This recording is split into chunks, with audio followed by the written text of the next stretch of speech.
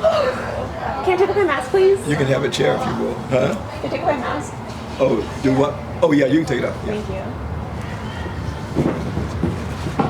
So, when you have the chance, we may begin. Or when you have the opportunity, we may begin. Okay, so what do you need to know about me? So first, I need to know your first and last name. It's part of the basic recordings. Okay. I am Pastor Thomas Alexander, Thomas M. Alexander. All right. Senior. I have a Thomas Alexander Jr., my son, the attorney, but I'm Thomas Alexander Senior. I spent my career as an engineer, and in my retirement, and before my retirement, I'm a pastor of a church here in Carson. So you guys are doing a food drive from what I saw. What motivated you guys to want to be able to give or donate to the community? Well, what our purpose as a church is, we're here for families, the church congregation, and the community. And we think God wants us to serve our families, to serve the church body, to build it up and make it stronger, and serve the community as Christ served and as he laid out for the church. All right.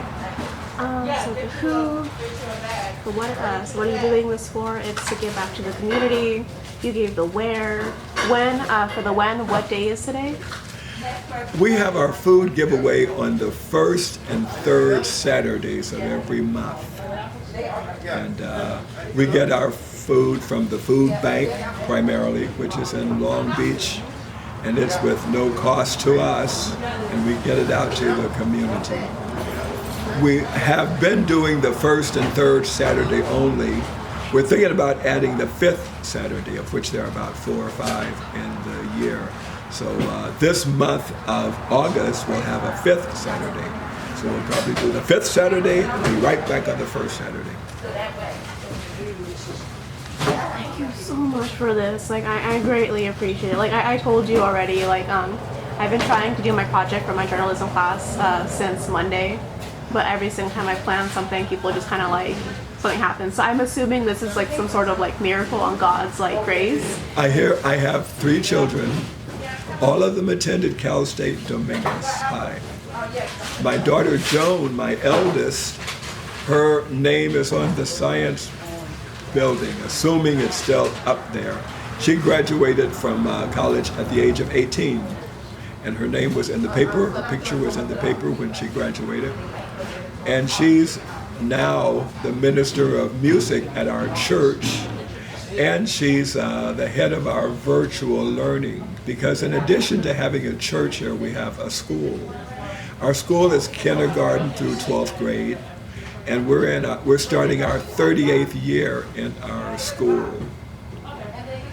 I worked for 45 years as a civil engineer with Los Angeles County in the Public Works Department.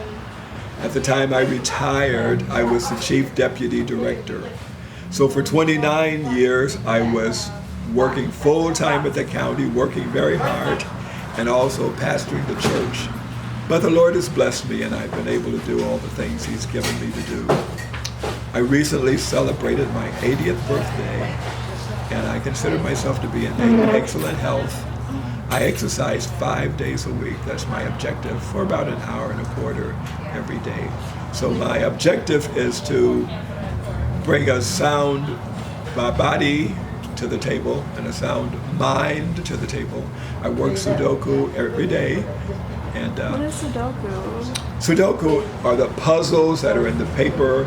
They're from a Japanese orientation, and there's a 9 by 9 square, 9 rows and 9 columns, and they give you about a third of the numbers and the entries, and you have to complete the entries so that every column contains the numbers from 1 to 9, and every row contains the numbers from 1 to 9. On Mondays and Tuesdays, the category is called gentle. On Wednesday, it's called average. On Thursday, it's tough, and on Friday, it's a diabolical. And so they get harder as the week progresses. But I do my puzzles every day to keep my mind sharp. In October, on the 12th, my wife and I will be celebrating our 57th wedding anniversary. And my wife is the principal of the school here.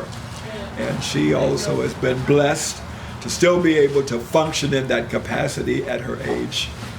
I won't tell you how old she is, but she was almost 19 when we got married. So if you do the math, you'll find out. But we've been married for 57 years, so I consider myself very blessed. That's amazing. I'm being serious, people in my generation. I don't mean to like complain. We get married at 30s, even 40s. We're just like, I don't like anymore, and it's just like, I know.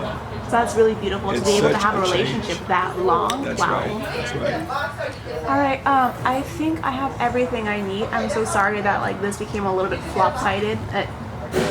But No problem. it's perfect the way it is. Thank you so much for Well, giving the one thing that I would like to add is we really value our location. We like being here close to the college. And as situations allow us to in the future, we want to strengthen our relationship with the college. We have had several students, of course, in various capacities from the college that have come and we've interacted with. But we look forward to expanding the ministry in various directions. And if there's any way that our ministry can be of greater service to the college, we're certainly looking for that opportunity. I think I know the people. Let me just check my Instagram. That's like the quickest way to, it's not Career Center, it's not Career Center. I'd like to give you our email address. Yeah, I'll try finding them because there's like so many CSU DH communities I am following. I love my school. Like you have no idea. As soon as it happens, I'm like, I'm here. Right. Our email address is CCOC. This is what I hate about technology. I usually have a pen and paper, but I didn't expect anything to happen. Yeah. So CCOC, 238. CCOC, 238. CCOC. I'm so sorry. 238 238 at Gmail. at gmail. You can read that back to me. .com. All right, CCOC 238 at gmail.com. Yep, that's right. So if you want to be in further contact with us, feel free to contact us. I'd be interested in knowing how your project turned out and anything as we discussed about strengthening our relation with the college. I'm actually going to school with my mom right now because there is some passion fruit growing at my school and there's also some figs growing and I wanted to be able to show her because the thing is just like I personally grow my own plants and I'm really into like self-sustainability. Isn't that interesting? It is. I love beans. Like they grow so fast. Yeah. If you want, I can give you my email from my university and I can give you my phone number. When you send that to my email address, All right. you can send me all the information you think would be helpful to me. I will do that right now. So I know me. I'm gonna be like, I'll do it tomorrow. Okay.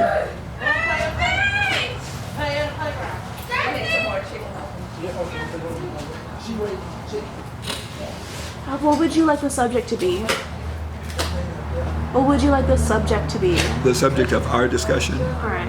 No, I'm asking if that's what you're For saying. the email. I'm so sorry. Oh, no. Just say food tribe interview, then I'll know it's you.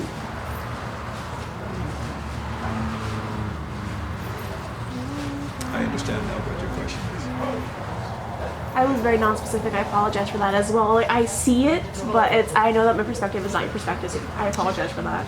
So where are you in your career? What are you studying?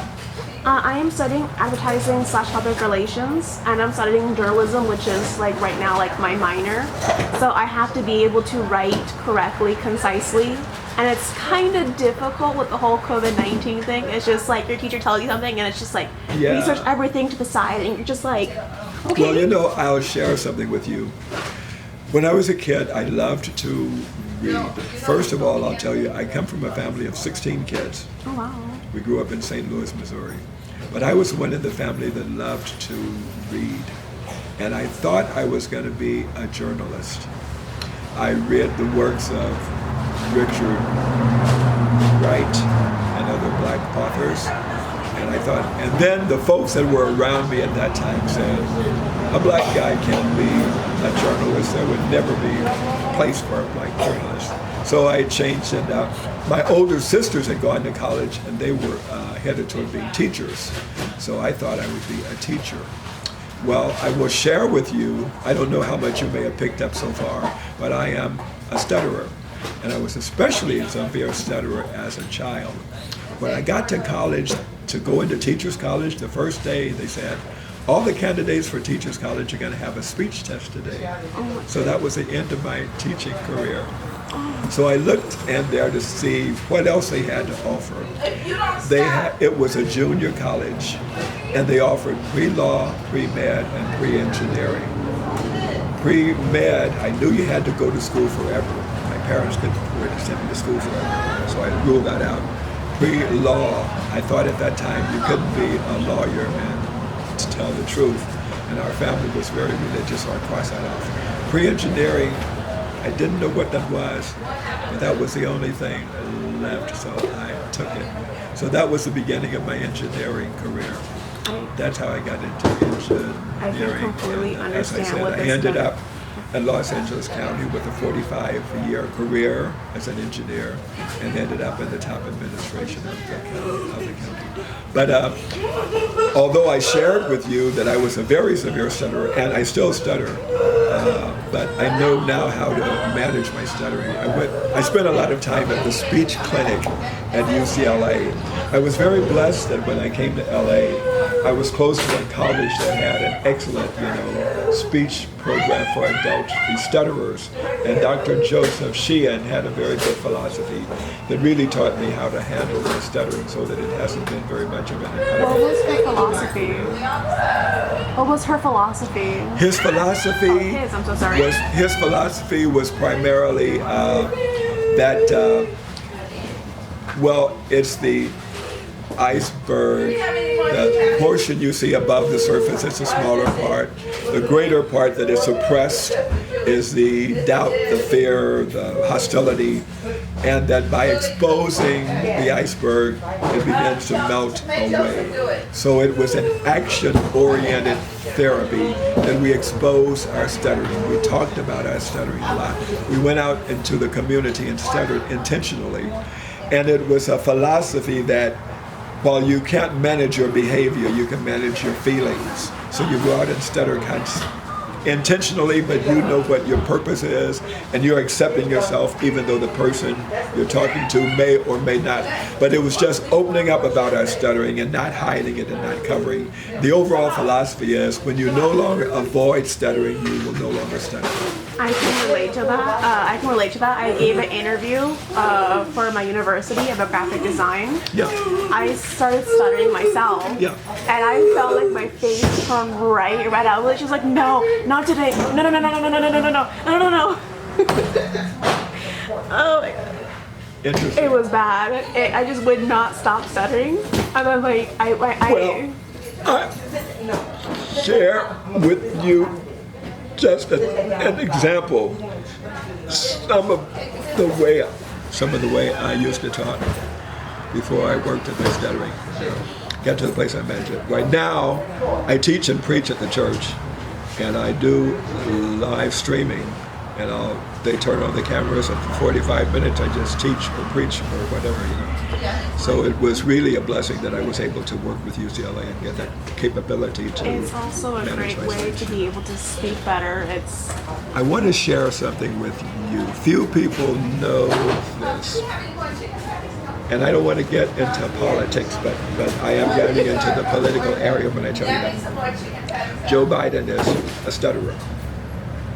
And I've seen him in the books of literature as a stutterer. He's not presenting himself as a stutterer, but people often criticize him and say he can't finish a sentence without changing the context, changing words, and I recognize it so well because it's so typical of a stutterer's performance. You're always looking ahead in the sentence to see a feared word that you're going to stutter on, and when you see a word 4 or 5 words down the line you're going to stutter on, you switch and substitute the word or something. And so some of the things I see him do that he gets a lot of criticism for, because those in the public that are that are opposing him say this guy's incoherent, he can't complete a sentence, his speech is all garbled. They don't know he's doing, quote, a very good job of managing his speech, of managing his stuttering, you know. Only a stutterer would recognize that. All right, thank you for sharing that. I think that's all the time we have because like my little battery is on red and I'm just like I still need my other projects. Yeah, no. All right, fine. So it was a pleasure talking to you. You can tell that I like to talk, right? Oh yeah, I know. And now you've heard me stutter, right? Did you hear me stutter on like? I heard it a little bit, but it's. I know that you yourself. I know that you yourself are always working on that, and I can personally relate to that. So well, I'll share one more thing, and then I'll let you go because you can tell that when I start talking like stuff, you know, as much of a challenge as it is for a stutterer. Picture what it's like to be a stutterer wife, and my long-suffering wife during the early years of my stuttering, the early years of our marriage. It was because she's always presenting being introduced, she's hoping I'm not stuttering. She knows I'm going to stutter, and she's just, you know. And so when I went to UCLA and did a lot of work on my speech, it got to be very fluent. I was, quote, recovered, right? And so, but part of the recovery is you have to continue to do the openness. You have to continue to talk about yourself as a stutterer and share your stutter and be willing to stutter voluntarily. Because the whole philosophy is if you start hiding again, then the iceberg is being submerged again. It's going to grow, right? So you got to keep it up in the open. So, but she just couldn't get past that. You don't have to stutter anymore. You're cured. Why don't you just stop that? And so she wasn't able to accept the fact that, yes, I'm a recovered stutterer, but I need to be open and continue to work on my stuttering always. So we haven't ever come to, although we have a beautiful relationship, a 57-year marriage, but we haven't ever really come to see eye to eye on that. She would rather that I let stuttering be a thing of the past. I have to keep it current. I talk about it every opportunity. That's the only way I maintain my fluency. No, I understand. Thank you. I'm gonna have some video of like just you guys doing the food drive really quickly Sure. before this thing dies. Sure, that's fine.